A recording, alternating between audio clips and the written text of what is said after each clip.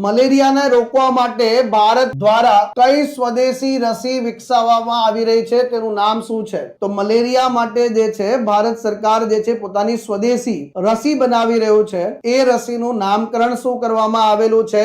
એડફાલ્કીવેક્સ. આ પણ જે છે સરસ મજાનું જે છે એડફાલ્કીવેક્સ જે છે એ નામ આપવામાં આવ્યું છે. તો ભારત દ્વારા જે છે ભારત સરકાર દ્વારા મલેરિયા જે છે એને રોકવા માટે, ને મલેરિયા તમને ખ્યાલ હશે કે બાળકોની અંદર અને જે છે આપણા દેશની અંદર જે છે મૃત્યુના કારણમાં જે છે એક ટોચના સ્તર પર આવે છે. તો હવે એને રોકવા માટે જે છે મલેરિયાની સ્વદેશી વેક્સિન બનાવવાનું નક્કી કરવામાં આવ્યું. Indian council of medical research જે છે એ નક્કી કરે છે કે રસી બનાવીશું, ને ફાઇનલી એના ક્લિનિકલ ટ્રાયલ થઈ ચૂક્યા છે. હવે જે છે એના મેન્યુફેક્ચરિંગ પ્રોસેસ તરફ જે છે ધીરે ધીરે આગળ વધી રહ્યા છે. તો આનું જે છે એડફાલ્સીવેક્સ જે છે આનું નામ છે. આ બે મલેરિયાના જે છે પરોપજીવી રોગ છે, એક પ્લાઝ્મોડિયમ ફાલ્સીપેરમ અને બીબીવીએક્સ જે છે, આ બંને માટે જે છે ખાસ આ રસી જે છે બનાવવામાં આવી છે મિત્રો.